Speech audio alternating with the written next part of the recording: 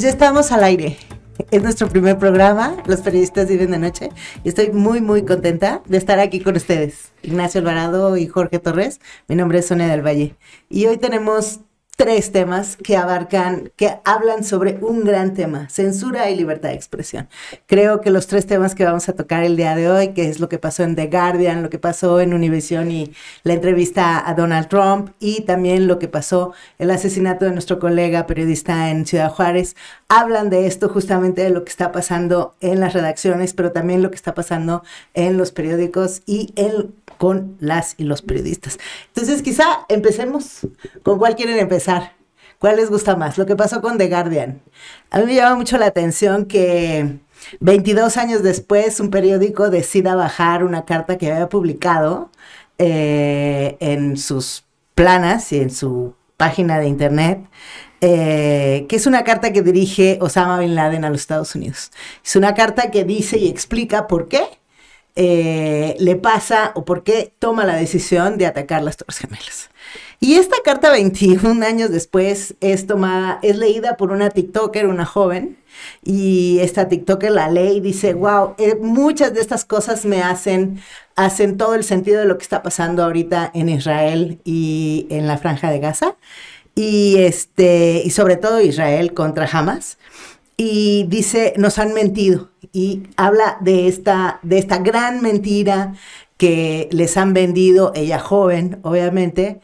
Yo creo que hace 22 años no había ni nacido, pero que les había, creo que tenía 6 años, me parece, o algo así, pero que ella lo que dice es: a mí lo que me pareció increíble es darme cuenta que todas estas razones que expresa el entonces ya afinado Osama Bin Laden, terrorista clasificado así por los Estados Unidos, no es lo que yo leí ni en los medios de comunicación, ni es lo que a mí me dijeron, ¿no? Entonces he vivido con estas mentiras, y entonces lo que hace es un llamado a los jóvenes a leer la carta y a enterarse de cuáles son las razones de por qué hay estos grupos terroristas musulmanes. Y entonces el TikTok de la chava tiene 1 millón de vistas en horas, y casi 5,000 comentarios. Hay personas que la replican, que la empiezan a oír. Es decir, la carta 22 años después se vuelve viral. Y lo que hace TikTok, por un lado, es bajar los videos, y por el otro lado es The Guardian baja la carta. Y entonces quizá hay la gran pregunta, o lo que a mí me llama muchísimo la atención, es: ¿esto censura? ¿Es libertad de expresión? Es decir, ¿hasta dónde la libertad de expresión se vale? ¿Y en qué casos sí y en qué casos no? Y si se puede realmente hablar de eso o no, ¿no? Para mí es una censura increíble que un periódico como The Guardian haya decidido clausurar una parte de la historia nada más porque ahora es viral. O sea, no lo entiendo. ¿No? Se asustaron los editores. Lo que hace que se asusten es precisamente cómo hay una reivindicación de las palabras de un terrorista, y esa reivindicación se vuelve viral, y esa viralidad del mensaje de Bin Laden que plasmado en esa carta, pues lo convierte en un riesgo en un momento en el que hay mucha confusión, hay mucha tensión global, hay una guerra, hay 2 guerras de hecho, y de pronto los conceptos, las ideas y esa confusión y esa niebla de guerra que está ahí precisamente, en tiempo real vuelven a la prensa asustadiza. En el caso de The Guardian decide bajarlo, porque cuando empezaron a googlear, entiendo, buscando la carta, la primera opción era la de The Guardian, que la había subido, y en ese sentido su redacción decide, o su consejo editorial deciden bajarla. Pero eso es censurar una... Esa es la gran pregunta, es decir, ¿hasta qué punto es censura lo que hizo The Guardian cuando las palabras que estaban ahí eran las de un terrorista que fue el artífice de... Pero si no lo censuró hace 22 años, la pregunta es: ¿por qué lo censuras ahora? Porque hay jóvenes nuevos y hay TikToks. O sea, me parece Yo verdaderamente creo que eso, sí atenta contra todas las garantías de la libertad de expresión y el periodismo. A mí me parece que ningún periódico tendría que, y menos una cosa que pasó hace 21 años, es decir, Ujú. yo puedo entender cosas que pueden pasar en este momento, pero ya publicadas, o sea, como por qué, o sea, ¿qué estás cuidando? La mente de los jóvenes y que no se enteren de cómo pensaba Osama Bin Laden para que no salgan más jóvenes terroristas, o sea, no sé exactamente qué está cuidando, ¿sabes? No, comencemos por decir que detrás de sucesos como estos hay una serie de mentiras atadas a grandes intereses capitales. Y bueno, pues, The Guardian tiene sus propios socios capitalistas que también obedecen a ciertos intereses muy concretos. Pero lo publicó Y hace 21 años, bueno, macho. sí, pero ahorita es donde está explotando porque Porque antes alguien, nadie lo leyó. bueno, no, pues, sí se leyó, pero no, hace 20 años no se tenían todos instrumentos, estas plataformas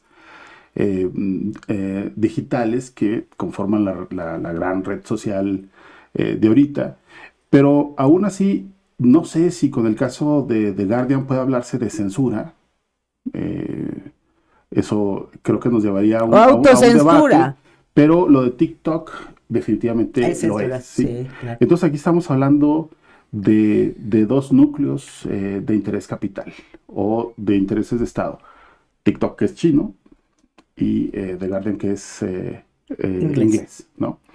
Y, eh, y bueno, lo que se puede concluir de acciones como esta, o lo que nos permite atisbar algo así, es el enorme interés no solamente de los capitales privados, sino también de los intereses de Estado, ¿no? En este caso, China, por ejemplo. Entonces, cuando se está avanzando en tratar de controlar o contener la expansión de un conflicto que amenaza con hasta iniciar una tercera guerra mundial si esto se vuelve regional, pues me parece que ahí operan, y no estoy justificando con esto, otro tipo de criterios que no pasan necesariamente por una cuestión editorial o estrictamente editorial, ¿no? Bueno, TikTok evidentemente no lo es, pero refiriéndonos a The Guardian, perdón, eh, creo que sí.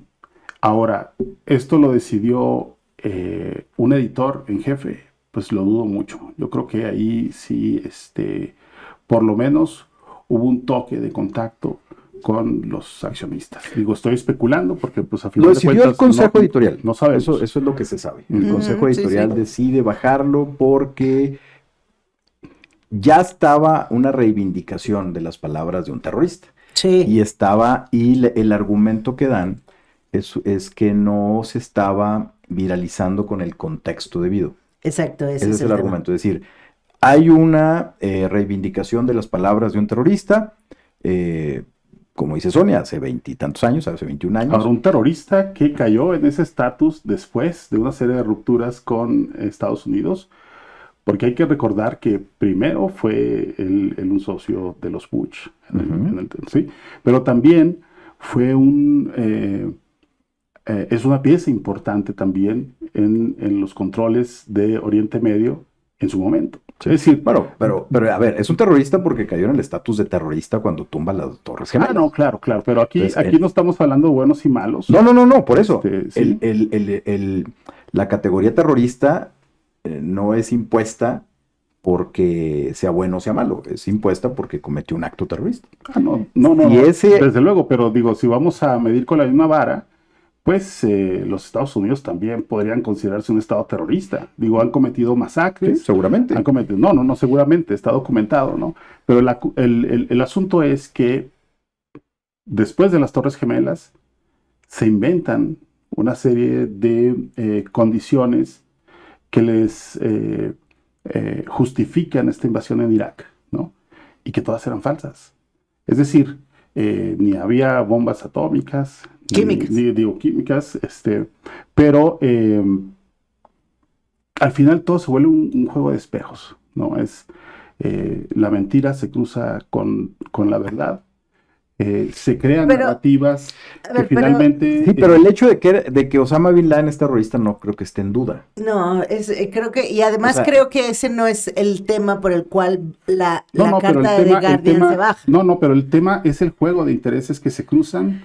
Yo creo que la chava que lo hace viral y los chavos que lo leyeron ni siquiera están pensando en los intereses que se cruzan o no se cruzan. No, pero pues a ellos no les corresponde. No, pero son un montón. Ese es el tema. O sea, que se te haga viral una carta que seguramente si vemos cuántas personas habían leído en los 22 años que estaba la carta arriba en el portal de The Guardian, pues quizá no llega ni al millón. Y que en una hora una carta de esta persona te haga reflexionar en torno a lo que te está diciendo y además los chavos digan, nos están diciendo mentiras, esto no se vale, tenemos que cambiar. Pues eso quizá es mucho más terrorista o más complejo para muchos de estos intereses que la carta propia de un señor que ya se murió. Sí, pero a lo que voy, o sea, mi punto es la manera en cómo se construyen las narrativas, ¿sí? Entonces, si lo traemos a este momento en donde Israel está despedazando Gaza, bajo el argumento de que va a terminar con Hamas. También habría que recordar cómo está jugándosela Reino Unido, Estados Unidos, en fin, Occidente, respaldando esta respuesta del Estado de Israel. ¿Sí? Pero, ahora, a ver, Nacho, pero ¿esto qué tiene que ver con las acciones del periodismo o del periodista? No, pero para allá voy. Pues digo, ¿cuáles son los instrumentos mediante los cuales un Estado o un conjunto de Estados impone una narrativa? Pues son los medios de comunicación, ¿sí? Entonces, cuando de pronto ves que detrás de acciones muy concretas existen una serie de narrativas inventadas o muy matizadas, pues eso sí genera o puede generar una movilización mucho más activa de, en este caso, la sociedad civil, la población civil, ¿sí? Entonces, ¿cuál es el punto que nos llama ahora? Bueno, el lobby israelí, el lobby judío, mejor dicho, en Estados Unidos es muy poderoso, ¿no? Y controlan no solamente medios de comunicación, o sea, pues ya viste todo lo que le pasó al Elon Musk. No, bueno, pues es decir, el enorme consciente o la enorme conciencia social o la conciencia social dominante de cómo se percibe el mundo en Estados Unidos es a través del cine, principalmente, ¿sí?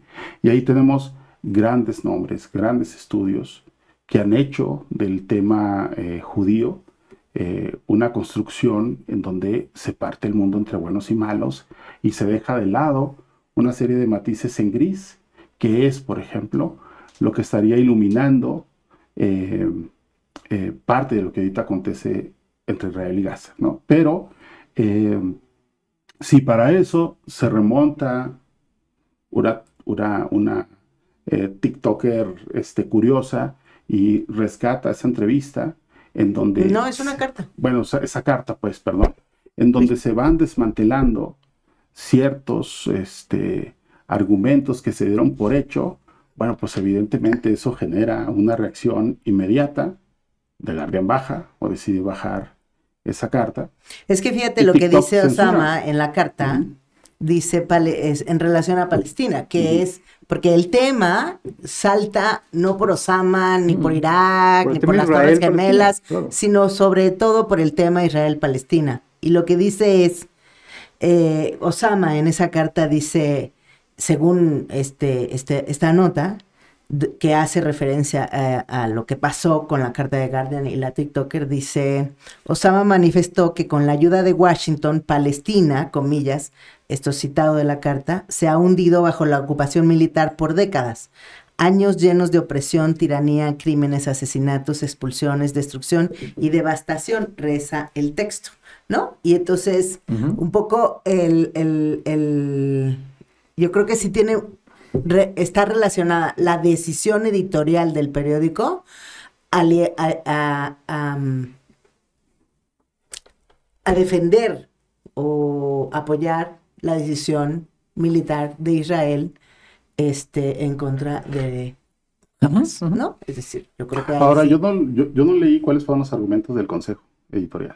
Que estaban dándose una versión sin contexto. Sin contexto, Es decir, eso es lo estaban dando las palabras de Osama Bin Laden en donde único. En el hablaba, contexto completo. hablaba del tema Israel, Ujú. del tema Palestina, y evidentemente colocaba a los israelíes como los que estaban aplastando a los palestinos con la ayuda de los norteamericanos. Es decir, era el discurso que estaba en ese momento enarbolando Osama Bin Laden, ¿no? Ujú. Y en ese sentido, parte de esos argumentos se retoman precisamente para posicionarse en redes sociales respecto al conflicto israelí-palestino. Entonces, en ese sentido... Ahora, eso pasa a cada minuto. Sí. ¿Estamos de acuerdo? No, y aparte es una versión que no solamente es Osama Bin Laden el que opinaba así, es decir, hay toda una narrativa alrededor de, digo, lo vemos, pues, lo hemos visto históricamente como Israel ha hecho pequeño a Palestina, los ha expulsado de territorios hasta que los confina en 2 territorios que ahora, pues, ya prácticamente los tiene fuera de su propio territorio. Bueno, esa es una cosa. La otra es la decisión editorial, la otra es cómo en redes sociales adquiere de pronto la historia, adquiere relevancia en el presente y vuelve una especie de reescritura de la historia, que ese es el temor y ese es el argumento de alguna manera de The Guardian, del consejo editorial, de decir, a ver, está esta versión viralizándose de manera global, en donde son los israelíes los que están del lado equivocado de la historia, y estamos nosotros en medio porque somos los que tenemos la carta en línea, finalmente. Claro. Y en ese sentido, esa historia que se está reescribiendo, ¿no?, en tiempo real, le falta contexto. Y es que deciden bajarla. Pero está muy pegado a esto que hay un texto en el periódico La Vanguardia en Coahuila que dice: prolifera en internet discurso de odio antisemita y antiislámico. Que es un texto del New York Times, finalmente. Sí, y y hace referencia a un análisis que hacen justamente. Yo creo que viene junto con pegado, es decir, entiendo la decisión editorial, no la comparto, ¿no? Yo creo que si ya publicaste una parte de la historia, es una parte de la historia, punto. Y si las personas tienen derecho a reinterpretarla, sí, también. Pero también viene muy, muy cerca, o está muy pegado a esta ola de odio en contra de Israel, con varios hashtags, ¿no? Aquí dice hashtag muerte a los musulmanes, hashtag Hitler was right, ¿no? Hitler tenía razón, en términos de cómo proliferan estos hashtags y estos mensajes de odio contra los israelitas, pero también contra los musulmanes, y dice que han incrementado de forma bastante considerable en relación a lo que antes había pasado, ¿no? Dice que, por ejemplo, en las plataformas, voy a leer un pedacito, ¿no? En varias plataformas, en 48 horas, estos discursos de odio contra los israelitas y los musulmanes se incrementaron entre 500 y 2000%. Es decir, en solo 48 horas. Es decir, la andanada de personas que está obviamente molesta por la reacción desmedida, desde mi punto de vista, de Israel contra el pueblo palestino, pues me parece que está muy ligado a lo que luego viene a pasar en The Guardian. Yo creo que ahí es donde se pueden juntar ambas. Y claro, como dice Nacho, son 2 líneas editoriales muy cercanas, sí. The New York Times y The Guardian tienen una narrativa similar también. Ambos directivos, bueno, el directivo de The New York Times, pues es de origen, si no me equivoco, judío. Es decir, sí hay, por supuesto, un lobby judío y grandes intereses de la comunidad judía en muchas partes del mundo. Es un tema muy complejo. Muy complejo, sí. Que es difícil incluso leerlo desde Occidente, ¿no? Sí. Y bueno, esto no quiere decir que todo el pueblo israelí o que todo el pueblo palestino estén metidos o inmersos en este conflicto. No. O sea, estamos hablando de grupos muy concretos, políticos. Sí, aquí estamos hablando de los periódicos. Y aquí tampoco podemos hablar de buenos y malos, ¿no? Hay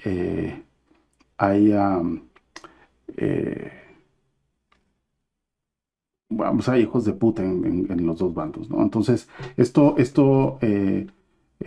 es algo en lo que no nos vamos a meter, sino estrictamente en estas decisiones editoriales que se han tomado y también en el caso de censura de TikTok, ¿no?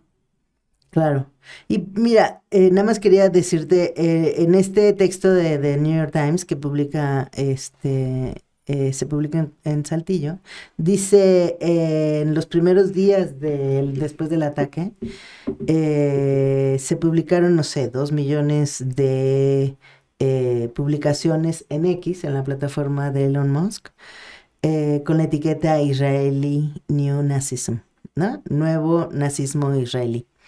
Y esto viene a colación, y lo traigo a colación por todo lo que ha pasado después de que Elon Musk retuiteara, hiciera, pues, aplaudiera una publicación, retuiteara una publicación que dice que estaba en contra de los judíos, ¿no? Y lo que ha venido después de eso, es decir, todas las empresas, Apple, IBM, etcétera, sobre todo muchas tecnológicas que han retirado su publicidad de la plataforma, ¿no?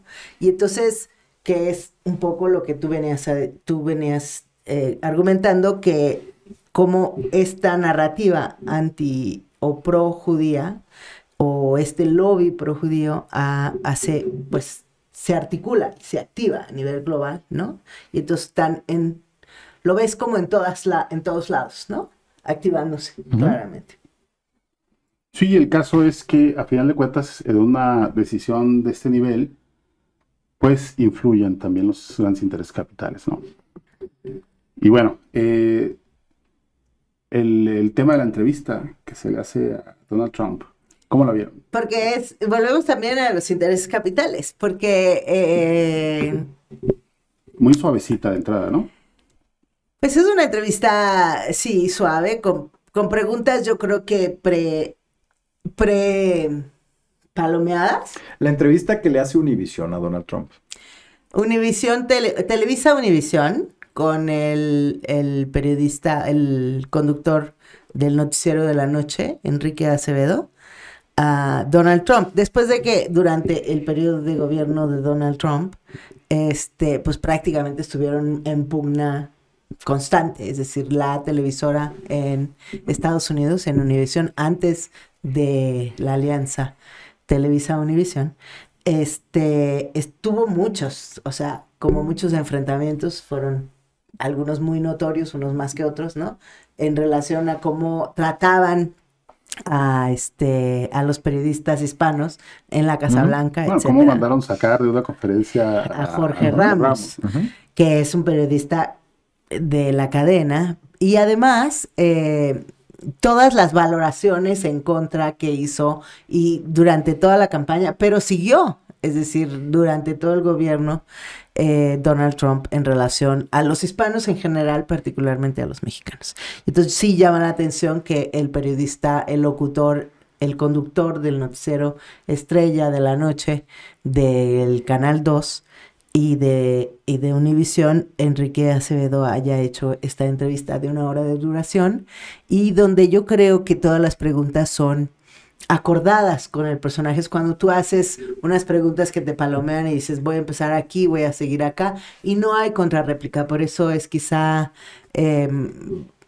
más allá de si no puedo decir si fueron acordadas o no, eso no tengo ningún argumento para poderlo decir, pero es claro que no hay ninguna contrarréplica. O sea, no hay ni señalamientos directos, porque cuando él dice, es que el tema de México y los mexicanos, ¿no? Lo utilizan mucho en Estados Unidos, sobre todo algunos republicanos, ¿no? Durante la campaña, no son algunos, fue Donald Trump, o sea, lo tenía enfrente. Él fue el que dijo que los mexicanos que venían y cruzaban la frontera eran violadores, ladrones, etcétera. O sea, que eran lo peor, que habían traído todo lo peor a Estados Unidos. O sea, que no era, o sea, y tú lo tienes enfrente y lo que dices es, bueno, es tema para algunos republicanos. Me parece que la entrevista sí, como dices. O sea, de entrada fue suave. Hay preguntas que sí, digamos, rebatirían a quien defienda y diga, pues el periodista estaba preguntando, no le corresponde. Cosa que, por ejemplo, en el caso de Univisión, el estilo de Jorge Ramos, pues es totalmente distinto. Es decir, contestatario, es decir, pregunta, Repregunta. insiste, en fin. No fue el caso con Donald Trump. Es decir, no utilizaron ese tipo de no lo utilizaron estilo editorial, pero además hicieron preguntas, pareciera, por lo menos lo que vimos, preguntas matizadas, como esto que decías, ¿no? Es decir, hay políticos republicanos que han utilizado a México como punching bag. Bueno, pues el principal, tú lo decías, el principal fue Donald Trump. Entonces, si lo tenías ahí, no le preguntas en ese tono directo, sino que le das la vuelta y dices algunos republicanos. Entonces, sí hay elementos como para decir que fue una entrevista a modo. Acordada, digamos. Pues no sé si acordada. Tú puedes hacer una entrevista a modo. No, porque yo coincido para no con molestar Sonia. al personaje. No, pero yo coincido con Sonia que cuando yo digo que las preguntas se las pasaron a Trump, Trump las palomeó y dijo que estaba. O el equipo de Trump, no necesariamente. ¿Eso es periodismo bueno o malo? Híjole. A ver, a nosotros nos ha tocado más de una vez entrevistar a figuras políticas o empresariales de muy alto perfil y creo que siempre nos han dicho por dónde va la entrevista. ¿Nos puedes pasar el cuestionario? ¿Sí? Uy, sí. Entonces, bueno, ok. Entonces, cada quien resuelve. ¿Cómo hacerlo? Bueno, ok. Como empresa periodística, porque si uno lo sometiera a juicio del director editorial o del dueño de la empresa, pues te mandan sí o sí. Sobre todo cuando es una entrevista acordada del medio con el personaje, ¿sí? Claro. Pero, por ejemplo, en mi caso, cuando me pusieron esa condición, mi respuesta fue, eso no lo hago y prefiero no hacer la entrevista, ¿sí?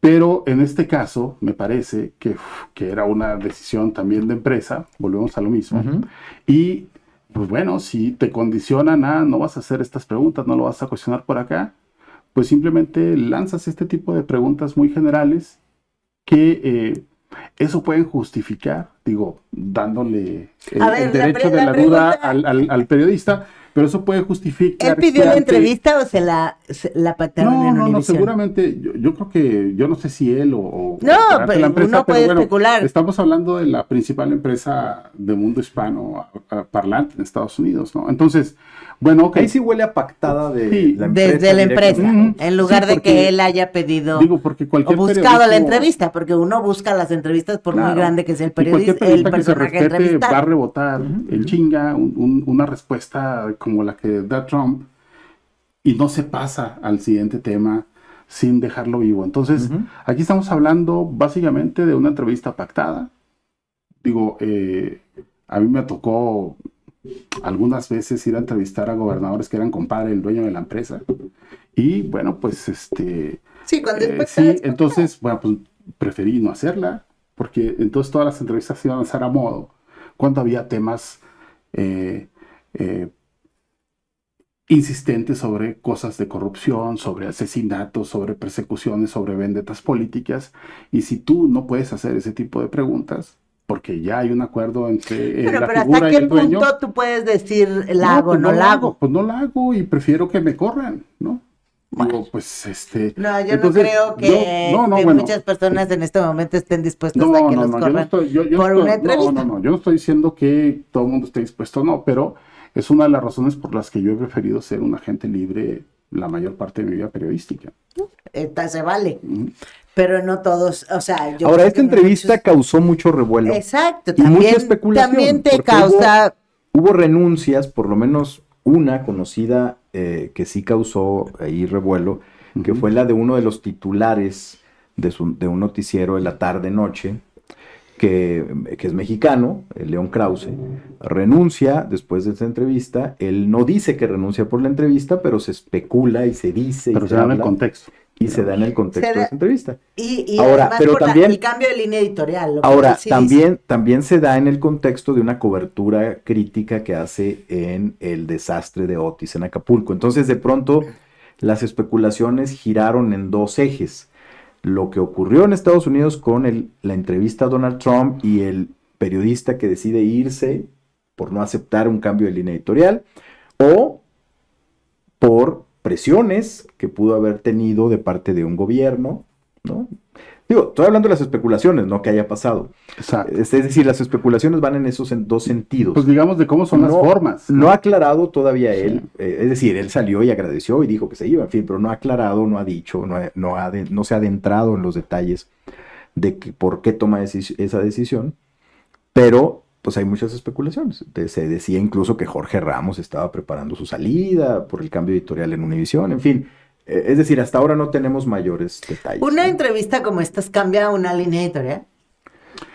No, yo más bien lo pondría al revés. Una línea editorial que cambia, provoca ese tipo de entrevistas.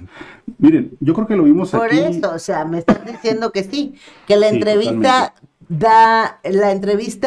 lo que nos está diciendo a todos los que la vimos es que esa cadena de Univisión no será tan crítica como lo fue en el primer periodo de Trump. Pues es muy probable. Eso es decir, la entrevista nos dice que es muy probable que su línea editorial, en un contexto en el que Trump busque de nuevo la presidencia, tanto su cobertura como candidato, como su cobertura como presidente, si llega a ganar, pues será diferente a la cobertura y a la línea editorial que tuvo en el pasado. Ahora, Trump lo que dice es muy probable, eso nos dice una entrevista. Muchos de los latinos, o sea, los votantes latinos, ya sabes que en Estados Unidos las encuestas están a todo lo que dan, el 46% de los votantes latinos que van a votar, que son latinos, van a votar por él. O sea, su preferencia es Donald Trump. Digo, pues no me parece nada descabellado, porque a mí me parece que sí se sataniza mucho la figura de Trump, a partir de sus dichos, desde luego, de sus declaraciones. Pero en la práctica de gobierno, hay que decir, Barack Obama deportó y deshizo más familias de inmigrantes de lo que hizo Trump en su periodo al frente de la presidencia de los Estados Unidos. Entonces, el hecho de que se construya un perfil, y yo no estoy diciendo que no lo sea, un perfil de racista, de clasista, de salvaje, antimigrante, de salvaje en términos de cierta política capital, no necesariamente se revelan en todos los indicadores del gobierno de Trump si lo comparamos, por ejemplo, con el gobierno inmediatamente anterior. Pero no, un poco lo que yo preguntaba sobre esto de si una entrevista puede cambiar una línea editorial, es si la respuesta de Trump es correcta, yo no tengo las encuestas, sí, pero si lo damos como válido, ¿no? Si 46% de los hispanos que están en el padrón y que son hispanos van a votar por Trump, también es una jugada económica de la empresa, es decir, por dónde están sus consumidores, ¿no? Pues o sea, ¿qué quieren? Ahora, ese es un dato que respondería a esa pregunta, es decir, una cadena que básicamente sus consumidores son hispanos, no hace un movimiento de esta naturaleza sin un dato como ese. Exacto. Es decir, si los hispanos realmente están considerando en un porcentaje muy amplio votar por Donald Trump, pues es evidente que la cadena va a hacer cambios en su línea editorial y en su manera de cubrir el tema político en Estados Unidos. Y cuando, claro, entonces no es nada más la entrevista, sino que detrás de esa entrevista hay que dar todo un análisis. Todo indica que Donald Trump será el próximo presidente. No, sí, ¿no? Por eso, pero yo estoy hablando no de Donald Trump, estoy hablando de la cadena, que es el cambio de la política editorial que se presta y se interpreta. Y eso, digo, no nos sorprende en el pasado. Digo, ahorita no aplica, pero en el pasado, todavía hasta el 18, las grandes empresas periodísticas de este país se la jugaron con Peña Nieto, ¿no? Y había una instrucción precisa para que la línea editorial se construyera de manera favorable al que era el candidato del PRI. Y ahora se la juegan en contra. Y eso generó renuncias de algunos directores, ¿no? Pero ahora, pues es sí o sí, la apuesta es todos contra Morena. Sí, es una cosa impresionante como también, como diría López Creo Obrador, que con sí. excepciones, con honrosas excepciones. Excepciones. Sí, sí, sí. Y bueno, hablando de estos intereses de empresa, a mí sí me gustaría tocar el tema de Ismael Villagómez, eh, que fue jefe de fotógrafos en el Heraldo de Juárez, el Heraldo que forma parte de la cadena de diarios ¿Tú lo de la conocías? Organización Editorial Mexicana. Lo conocí de vista, Ujú. pero dos de sus primos hermanos, también fotógrafos, estamos hablando de una familia de fotógrafos locales, sí, fueron compañeros, amigos entrañables. Y, y bueno, a Ismael lo conocí de vista, uno que otro saludo, porque yo tengo veintitantos años que 10 me años salí. más que él, se No, dice. veintitantos años que me salí de la ciudad. Pero a lo que voy, más allá ya de las referencias personales, me llama la atención el dato. Bueno, aquí hay que decir que Ismael fue asesinado con un disparo en el rostro en la semana pasada, mientras estaba conduciendo un carro de Uber, andaba ubereando, ¿no? Pero lo que se informa las horas posteriores a darse la noticia del asesinato es que la razón por la que él decide conducir un vehículo de estos es para juntar 16,000 pesos, que es lo que le costaba la reparación de su propio vehículo, que es el vehículo que utilizó para sus funciones como fotógrafo de este diario.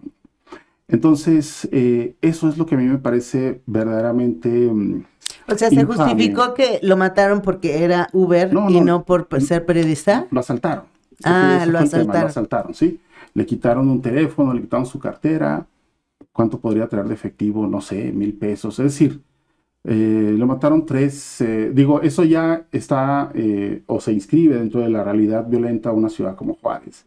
Pero ese es otro tema, ese no me interesa abordarlo. Me interesa abordar el estricto tema de las empresas periodísticas de este país, ¿sí? Vamos, yo creo que bajo pretexto de la crisis, que es una crisis que yo no me acabo de tragar por completo, me parece que es un argumento tramposo de muchas de las empresas periodísticas, bajo ese pretexto, lo que se ha generado es una pauperización no solamente del salario de los periodistas, sino de sus propias prestaciones que están ausentes, ¿no? Ya no se contrata a un reportero, a un fotógrafo, ya todo es por honorarios. Los salarios, los pagos por esos servicios son cada vez más infames.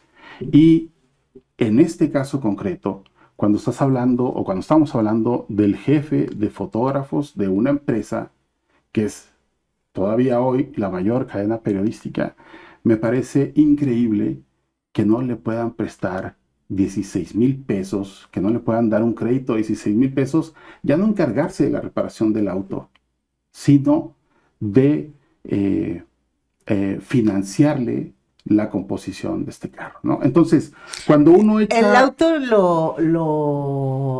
o sea, tuvo su desperfecto, lo que sea, chocó, lo que sea. ¿Qué le pasó al auto originalmente? ¿Estaba trabajando y le pasó eso o no le pasó? Le reventó el motor a su carro. Ah, al ok. carro, ¿sí? Pero Entonces, trabajando. sí, pues desde luego. Digo, Ah, ok. es decir, en este país tú utilizas tu carro Claro, para asuntos personales y para asuntos laborales. Sí, claro. Entonces, Subsidias a la empresa. hace una semana hablábamos del tema de este informe de la CIP, donde habla de cómo se reducen o cómo crece la censura hacia medios, ¿no? Y uno de los puntos que por lo menos yo toqué era que este tipo de informes me parecen muy engañosos y que tienen, a final de cuentas, más que un interés de protección gremial, un interés por mantener o bajar mucho más fondos. Y lo mismo pasa con artículo 19 y con el resto de los, ¿no? El caso es que la inmensa mayoría de compañeros, compañeras que han sido asesinados, ganaban o estaban en condiciones laborales muy, muy desfavorables. La inmensa mayoría no tenía cobertura social. Hay una enorme falta de capacitación de los cuadros periodísticos en este país, porque, digo, cuando pensamos en periodismo pensamos en Ciudad de México, pero cuando abrimos el abanico hacia entidades del sur o del norte o de otras partes del país, pues vemos que por mucho que se tenga una licenciatura o un posgrado en periodismo, eso no se corresponde con los niveles salariales, ¿no? Y estamos hablando de, pues hay gente, incluso aquí en la Ciudad de México, que gana 8,000 pesos mensuales, ¿no? No, y que además te voy a decir, en los estados, lo que también pasa mucho, dado la precaria condición laboral de muchos colegas periodistas, es que trabajan de día, sí que trabajan de día en el periódico, en la tarde en el área de comunicación social de una dependencia, ¿no? Y en la noche hacen la síntesis de otra dependencia. O por poner es decir, está como imbrincado, ¿no? ¿Hasta qué punto puede un periodista que trabaja en un área de comunicación social de una dependencia de gobierno luego ir a hacer una nota periodística sobre esa u otra dependencia de gobierno, ¿no? Porque en la tarde su salario depende, una buena parte de su salario depende de esa plaza que le dieron o que consiguió en el gobierno del estado o el gobierno municipal. Entonces, esta precarización que yo creo que efectivamente está en todos lados y cada vez es más precaria también en la Ciudad de México, hace que muchos periodistas... Obviamente las empresas nunca se hacen responsables de nada de lo que les pase. No nada más... es decir, ni de las amenazas. Ni de las amenazas, pero tampoco de lo que le pasa a sus autos. Es decir, esto que tú dices de... Yo voy y vengo y voy y reporteo a tal o cual lugar y transito tal y cual... tantos kilómetros. Y la empresa no me da ni gasolina. ¿No? Ni nada, o sea, cero, o sea, llegas como llegas, o sea, y es parte de tus herramientas de trabajo. Es decir, sí, en estricto sentido es como si al doctor en un quirófano le dijeras, bueno, pero tráete tu quirófano para que puedas operar. Ahora, ¿no? En condiciones así, tan desfavorables y tan, pues, denigrantes, muchas de las veces, mi pregunta es, ¿qué tipo de periodismo se hace en México? ¿Sí? Claro. Porque necesariamente eso termina por influir la forma en que se recoge la noticia, ¿sí?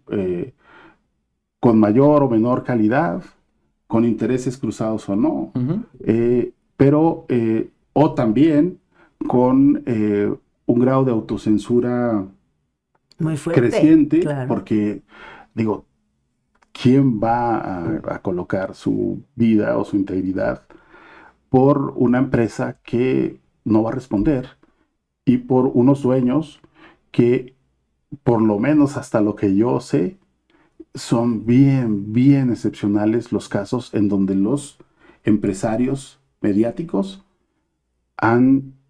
se han manifestado cuando uno de sus periodistas sufre amenazas, es golpeado o es asesinado? Yo creo que eso es un gran tema para la próxima semana. Me parece que el tema de las amenazas, el tema de la autocensura, las fuentes, ¿no? Que decíamos, puede ser como un gran tema, amén de las cosas que nos encontremos en los periódicos esta semana publicados. Pero hemos llegado al final de nuestro programa esta semana y les agradecemos mucho que estén aquí. Todos los martes estaremos por acá en este programa Los Periodistas Viven de Noche.